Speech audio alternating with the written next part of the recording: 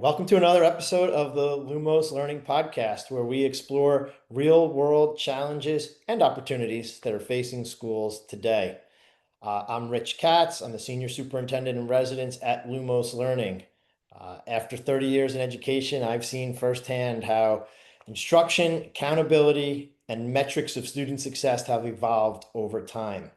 Today, we're focusing on a topic that touches every classroom and every child. That's preparing students for standardized testing. Regardless of how anyone feels, personal stances on testing, assessment plays a major role in how student growth is measured and how schools are evaluated. Therefore, it does influence how instruction is shaped throughout the year. But test prep does not have to mean stress, drills, or disconnected practice. It can and it should be part of a meaningful skill-based instruction and just everyday delivery of curriculum. Today, I'm joined by Ira Schulman, recently retired elementary school principal in New York City. He spent over 20 years in leadership, helping students in one of the largest and most complex school systems in the country. Ira led his school with a focus on equity, instructional quality, and a calm, confident approach to test preparation. So we're going to talk about what works, what doesn't, and how schools can help students succeed with testing. We're also going to touch briefly on tools like Lumos Learning that help educators pinpoint student needs and build confidence along the way. So Ira, thanks for joining me today.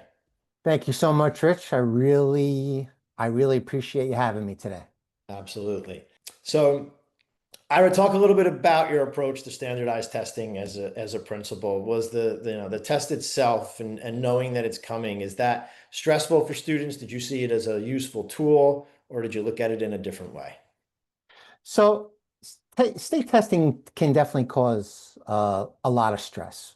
But I think if you look at it throughout your school year and embed, testing skills throughout your standard-based units of study, if you include that data into your MTSS cycles of learning, especially, to help students in those tier two, tier three interventions, I think that we can normalize testing routines and questions so when the kids actually sit down, it's all just what we did yesterday and the day before. And it takes a lot of the anxiety out of testing.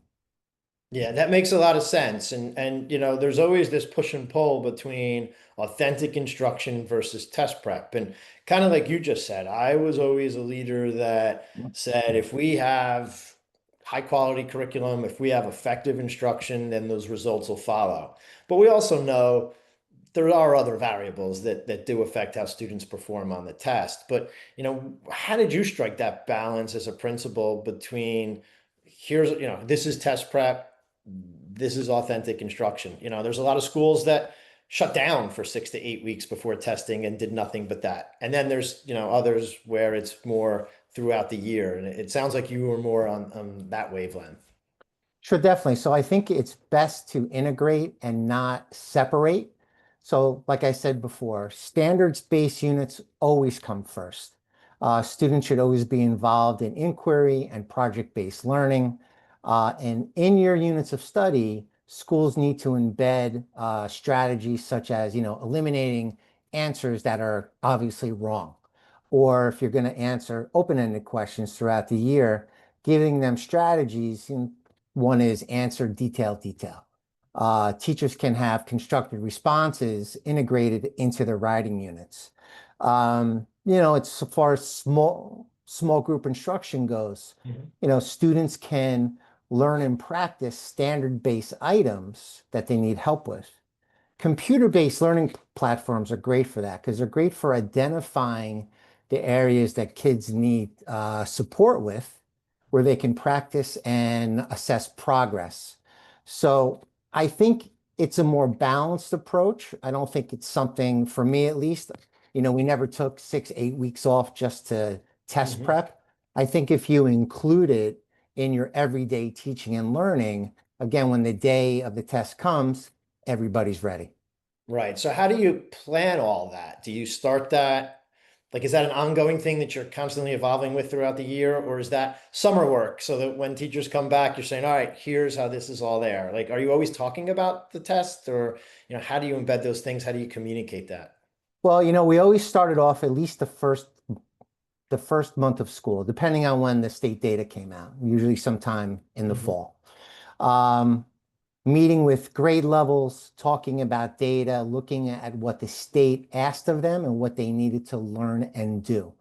So I'll give you an example. So next generation standards, grade 3 math. It's basically broken up into 4 areas: algebraic thinking, number sense and operations, measurement and data, and geometry. Under each description on the next generation's learning standards, I'm sorry, under each area, there's Mhm. a description. Usually it's 4 or 5 bullets. So if you're looking at a curriculum audit or you're looking at what happened last year, you're going to see if your curriculum actually taught each one of those descriptors under each one of those areas. Did your units of study include everything that the kids needed to know and learn? We always talked about, are we giving our kids enough opportunities to practice the 5 math practices, such as problem solving skills and using math models? There's other things that you could do as a staff also. You look at the uh, state guides, like what is the state actually going to ask of the kids?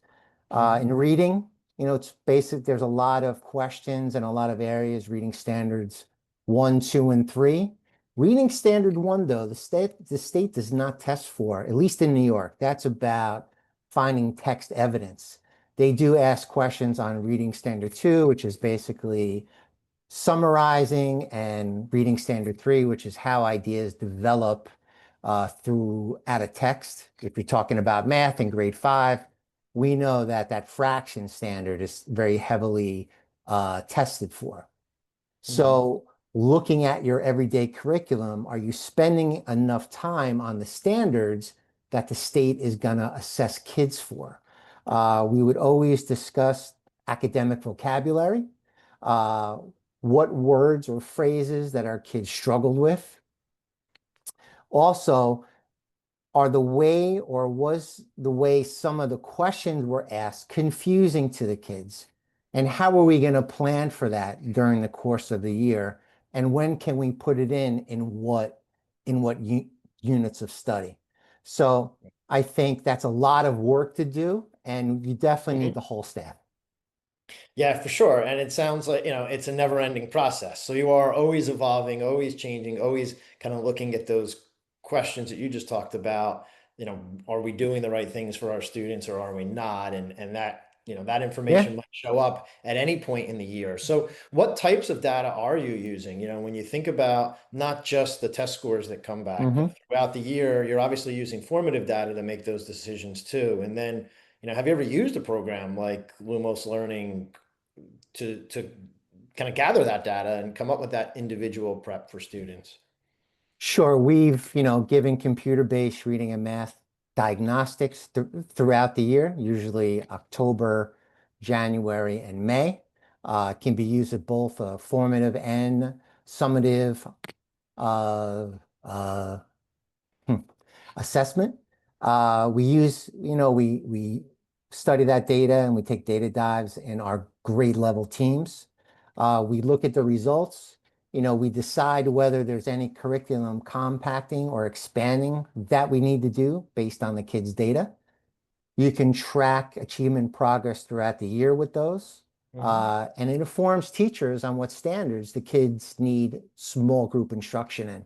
So you have your on grade level standards, but if you have kids in tier 2 or a tier 3 group inside of a teacher's classroom, you're going to look at that learning progression.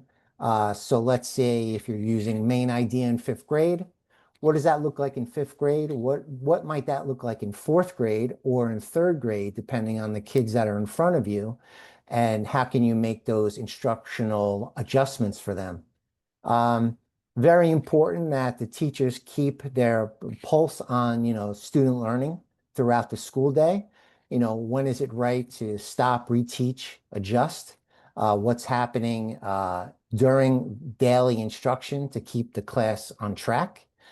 Formative assessments can take the form of accountable talk, teacher conference notes, running records, exit tickets, There's a whole toolkit that teachers can use.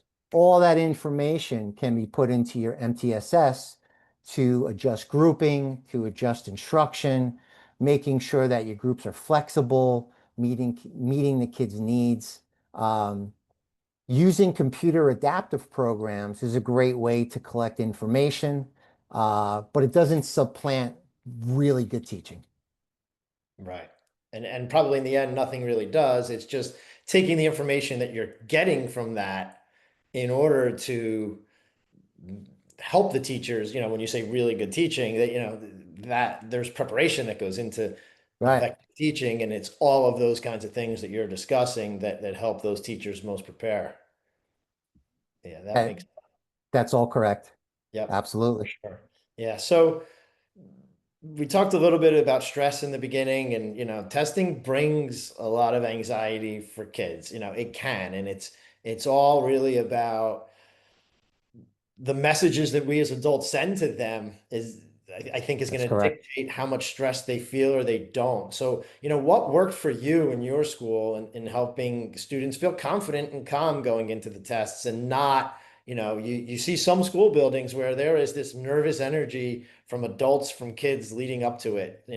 How did you help eliminate some of that? So I think there's a lot of anxiety when it comes to testing, not only for the kids, but for the parents as well. And I think there's a lot of things that we could do. So, like I said before, over the course of the year, take a lot of time to normalize testing and testing routines. Make sure that throughout the course of the year, you're presenting the kids with grade level testing questions with lots of low pressure practice, right? It's a no risk practice. When we think about PBIS and testing, we never phrase things as pass fail. We always focus on effort and progress. We can use our PBIS program to help lessen anxiety, breathing techniques, calming techniques.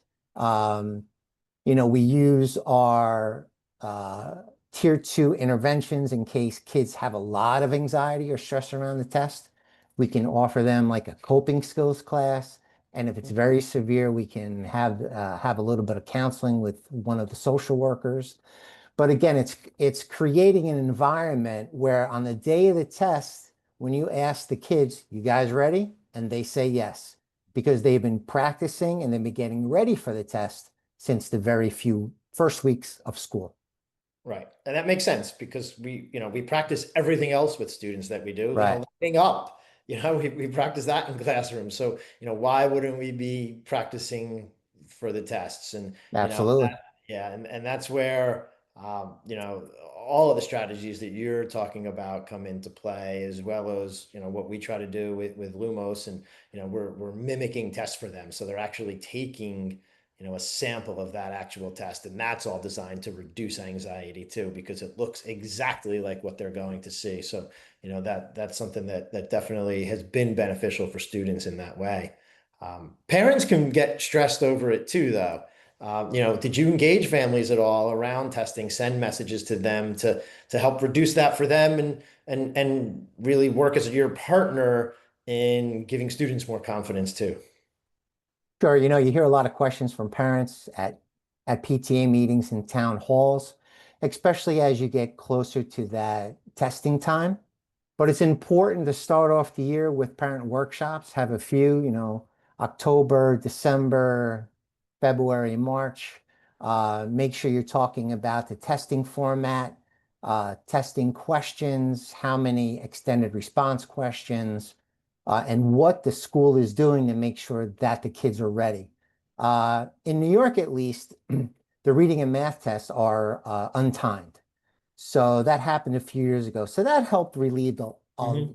a, a lot of stress. For some home activities, we want to have the kids practicing reading prompts with the parents, math games, reflection questions.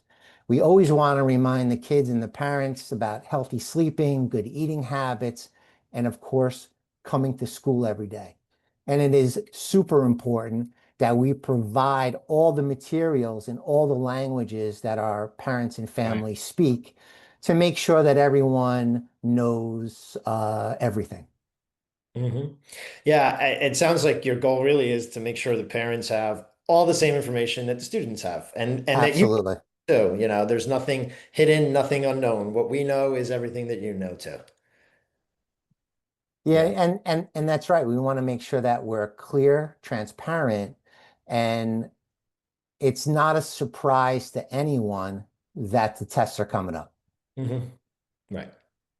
So when you think forward, thinking into the future, like what kinds of tools or supports do you think schools need to best help prepare their staff and their students for testing in the future? Is there anything that you felt was missing that could have been different? What's on the horizon?